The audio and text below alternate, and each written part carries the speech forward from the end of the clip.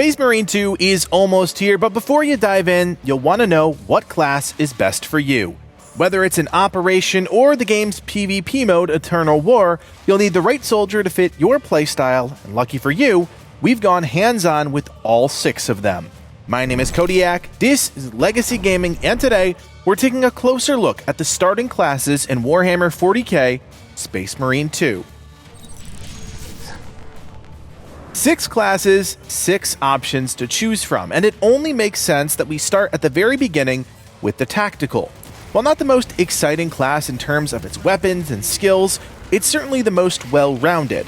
As is often the case with action shooters, there's one class that presents itself as the balanced option. For its unique skill, the Tactical can activate Auspex Scan. This highlights enemies in the immediate area and provides a damage increase to all enemies that are actively marked. Not only does this make enemies more vulnerable to your attacks, but to your squad as well, which makes it a great support ability within a team comp. Additionally, Auspex Scan can reveal cloaked units like the Lictor, preventing it from going invisible while within the ability's AoE. As far as weapons go, the Tactical has access to a well-rounded arsenal, the largest in the game actually, including a primary, secondary, and melee weapon slot. For primary weapons, the Tactical can equip the following. The Auto Bolt Rifle, which is a decent all-around fully automatic rifle with a fast fire rate, average reload speed, accuracy and range, and below average firepower.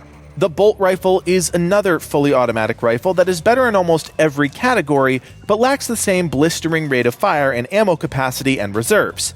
This weapon also has the unique variation that adds a functional grenade launcher to the bottom of it, giving the gun great burst DPS and horde clearing potential. The Heavy Bolt Rifle is a fully automatic offering that's average or above average across the board, but is best suited for mid-range engagements. It also boasts increased ammo capacity and reserves. The Stalker Bolt Rifle is a semi-automatic option that has incredible range and accuracy with decent firepower and piercing. However, it has a much smaller magazine and less ammo reserves. The Bolt Carbine is a shorter range, fully automatic weapon that features low firepower but makes up for it with excellent rate of fire and reload speed. The Plasma Incinerator is a unique mid-range weapon that can be charged for greater effect. It features average firepower, good accuracy and range, but a below average rate of fire and venting speed. Plasma weapons by default are great at dealing with armor targets. And finally, there is the Melta Rifle, which is essentially a close-range anti-armor shotgun touting excellent firepower and piercing, but lacking in every other category. Don't let this fool you, however. While this is a specialty weapon, its large frontal AoE makes clearing hordes of enemies a breeze. It can also handle larger elite enemies fairly well, with each shot causing a stagger effect on enemies hit. For secondary weapons, the Tactical can only equip the Bolt Pistol. This is a decent semi-automatic sidearm that deals enough damage to be effective and features an average rate of fire and excellent reload speed, making it solid across the board. This is a weapon you'll see available across multiple classes, which means shared progression as part of the overall weapon system. We break down the various progression systems in our Armory video, so check that out if you want a deeper dive. In terms of a melee weapon, Tacticals have access to the Chainsword. This is a solid melee weapon that's iconic in the 40k universe and performs well across strength, speed, and cleave potential, not excelling at any one particular thing. The base version also features a balanced defense style, which gives it a standard perfect parry window.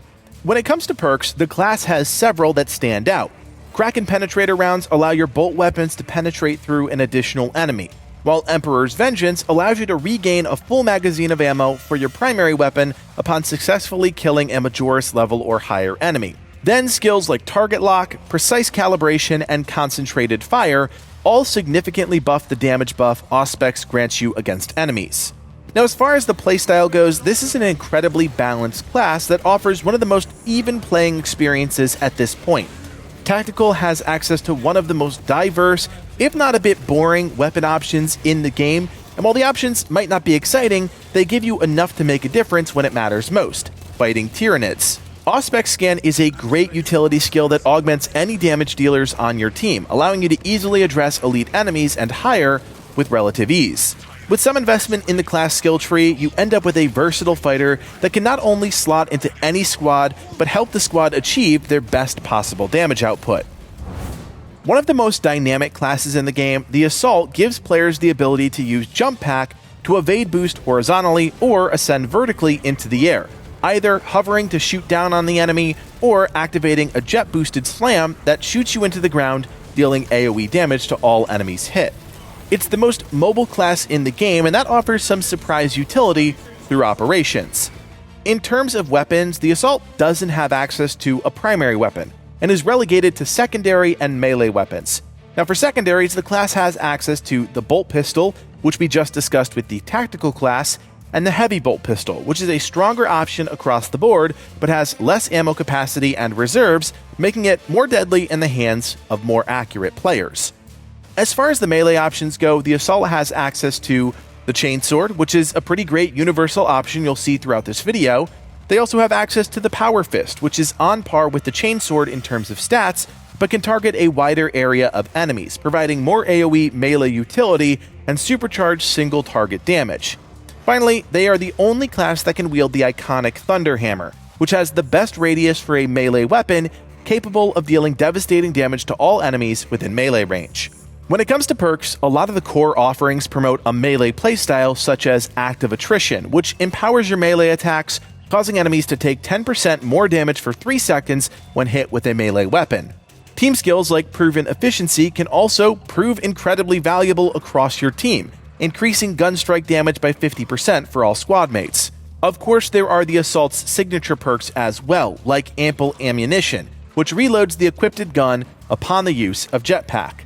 If you are an offensive-minded player, this is the class for you. It's tailor-made to engage with enemies no matter where they are on the battlefield. It's also the best class for zipping around an area and dealing with objectives, which we got to experience for ourselves and can attest to how much utility that adds to a squad. Using the Thunder Hammer turns you into a straight wrecking ball, and while you're not invincible, you are one of the best equipped to engage with the enemy, wreak havoc, and get out. Next up is the Vanguard, an offensive-focused class that features the unique skill Grapnel Hook. This ability has multiple charges and lets the player target an enemy and grapple to them, ending with a high-damaging diving kick.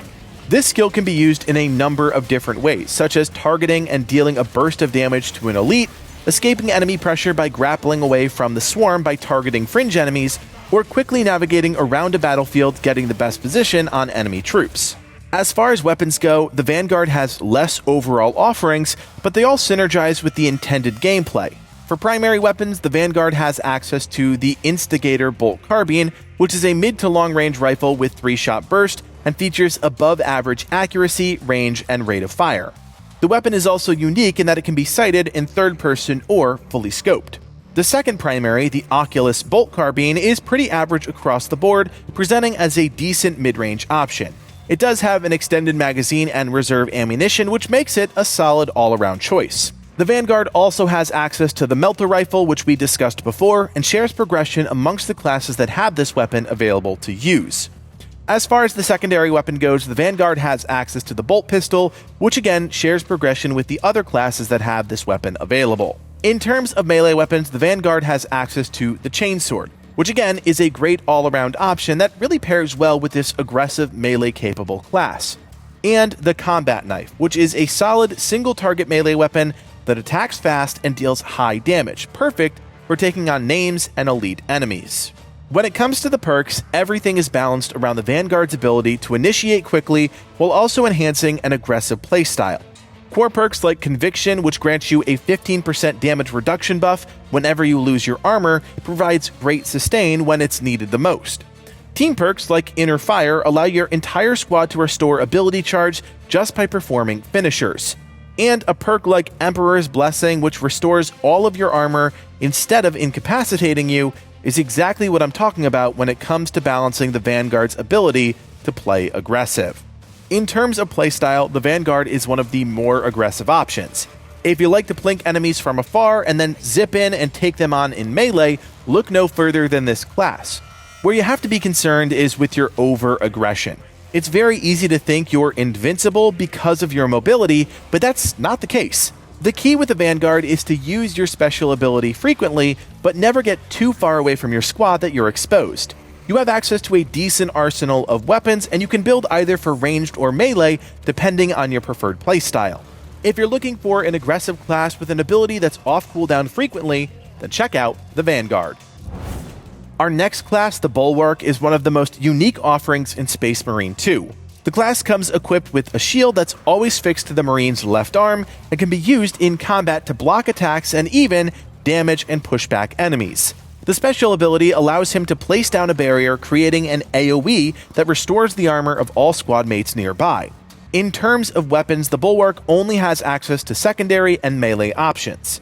The first secondary weapon is the bolt pistol, which we've talked about a few times now, performing well across the board, but not particularly special. They also have access to the plasma pistol, which is a lore-accurate juggernaut of a secondary melee weapon that's accurate, deals decent damage, and can be charged for even greater firepower, capable of staggering and severely damaging elites. It is surprisingly accurate, so if you're a good shot, you'll most likely love this weapon. In terms of melee weapons, the Bulwark has access to a decent set of options, including the chainsword, which you're familiar with at this point. They also have access to the Power Fist, which is on par with the chainsword in terms of stats, but can target a wider area of enemies, providing more AoE melee utility. Finally, there's my favorite melee weapon currently in the game, the Power Sword. This weapon has two modes, one designed for more single-target damage, and one that's better at dealing AoE damage. By holding down the melee button, the Power Sword will charge up, indicating it's ready for AoE action. When it comes to the perks, the Bulwark has a lot of options, not only making him a stronger tank, but also more versatile during combat. Perks such as Invigorating Icon grant the banner the ability to restore contested health to all allies within its radius. Others, such as Emergency Countermeasures, immediately deploy a shock grenade when your armor is depleted, providing some incredible utility when you're at your most vulnerable. There are also some solid team perks like Effective Formation, which reduces the damage your entire squad takes by 20% from Terminus level enemies. When I think of versatility, this class is at the top of my list. The combination of the shield, banner, and weapons all makes the Bulwark an almost guaranteed lock-in within a squad.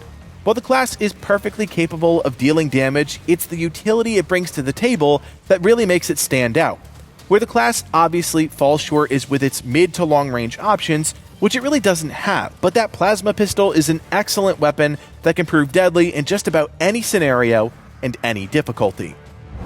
The next available class is the Sniper, with its unique ability, Camo Cloak.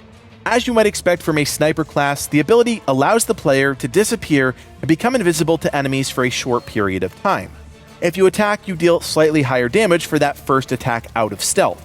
The skill can also be triggered and re-triggered for quick in and out stealth movement, helpful when trying to drop aggro. In terms of primary weapons, the Sniper has an array of mid to long range options, including the Stalker Bolt Rifle, an incredibly accurate and powerful semi-automatic option that gives players a third-person and scope view for dealing with enemies. Then there is the Bolt Sniper Rifle, which deals incredible single-target damage and increased headshot damage. This gun is always scoped and suffers from a terribly slow rate of fire and low ammunition. The Sniper can also equip the Bolt Carbine, which is the mid-range high rate of fire weapon we talked about before with the tactical class. The final primary weapon the class can equip is the Las Fusil, which is the laser version of the Bolt Sniper Rifle, which features excellent damage, range, accuracy, and piercing, allowing you to line up and kill multiple enemies with one pull of the trigger. In terms of secondary options, the Sniper only has access to the bolt pistol, which you are more than acquainted with at this point, and in terms of melee options, you are equally limited, and the Sniper can only equip the Combat Knife, which is that single target focused melee weapon we talked about before. When it comes to the perks, the Sniper is all about maximizing his damage while remaining as elusive as possible. Perks such as Lethal Efficiency make that powerful Las Fusil weapon almost unstoppable if you lean into the class's preferred playstyle. Simple team perks like Marksmanship make everyone's headshot more deadly, and a signature perk like Emergency Override saves you from certain death, activating your Camo Cloak ability without wasting a charge and making you invulnerable. In terms of playstyle, the Sniper starts off a bit underpowered, but once players invest in some key perks, it becomes an almost essential pick within your squad. Unlike some other games, the Sniper's primary weapon is best utilized as a specialty solution to the biggest and most deadly threats the game throws at you. It certainly demands a different playstyle, but if you embrace how the game wants you to play the Sniper, you'll be an absolute menace. If you resist and try and run and gun with a sniper rifle, you'll run out of ammo, or be forced to stand on an ammo box like yours truly. If you're looking for a truly ranged option that touts incredible stopping power and the ability to protect your allies from all manner of attacks, look no further than the Heavy with its unique Iron Halo ability. This allows the class to create a protective shell in a 180-degree arc in front of the Heavy that stops ranged enemies from damaging players standing inside of its radius. In terms of weapons, the Heavy is the only class that can't wield a melee weapon, instead opting for powerful ranged options. The Heavy Bolter is a continuously fed weapon that fires slowly without heating up when fired from the hip, or when aimed down the sights, fires at an incredible rate at the cost of dealing with heat buildup. The weapon doesn't appear to have the best firepower or accuracy on paper, but when dealing with a horde, few other weapons can properly control the flow of enemies like this one can. The class also has access to the Heavy Plasma Incinerator, which is the much larger version of the plasma pistol we discussed before. It features excellent firepower and average accuracy and range, but suffers the same lower fire rate as its secondary weapon counterpart. The good news is it deals stagger and splash damage in a decently sized AoE, especially when fully charged. Finally, there is the Multi-Melta, which is the larger version of the Melta rifle we talked about before, with excellent firepower and that same incredible piercing, making this a standout ad-clear weapon or even elite killer. In terms of secondary weapons, the Heavy can equip the Bolt Pistol. Need I say more at this point? And the Plasma Pistol, the same weapon available to the Bulwark, and a fantastic mid-range secondary option for cracking those more heavily armored elite enemies. When it comes to perks, very few passive team perks are as good as Encompassing Aegis, allowing all squad members to take a flat 20% less damage from all ranged attacks. Combined with your Iron Halo and proper team coordination, ranged attacks shouldn't be a problem. Then you can really lean into Iron Halo with perks like Wrath of the Imperium to deal significant damage in a 5-meter radius every time your Iron Halo expends all of its energy. When getting rushed by a horde you can't quite deal with, this helps out significantly. Finally, something like Coolant Reserve removes your weapon's one weakness when both your squad mates go down, completely removing the overheat mechanic from your weapons and giving you that true last stand feeling. Even Conversion Field is worth mentioning, that allows all squad members to regenerate their abilities 50% faster while Halo is active. Honestly, it's pretty nuts. In terms of playstyle, the Heavy really wants to be that bastion that the rest of the team anchors around, while still keeping your distance from a horde. Your Iron Halo skill nullifies a couple warrior sniper shots or the annoying harassment of ranged termagants, but it definitely doesn't last as long as you might think. Knowing when to deploy the skill to make the most out of both your perks and the protection it provides is key to utilizing this class. Across the board, your weapons provide heavy fire support, and you'll want to maintain enough distance from your targets so that you can remain in heavy stance, increasing the fire rate of your weapons and allowing you to truly become an oppressive force on the battlefield. So there you have it, a complete look at the 6 classes available at launch in Space Marine 2. We'll have plenty more in your feed leading up to and at launch, so if you want more videos like this, do me a solid, hit that thumbs up, and consider subscribing. My name is Kodiak, and from everyone here at Legacy Gaming, thanks for watching, and play on.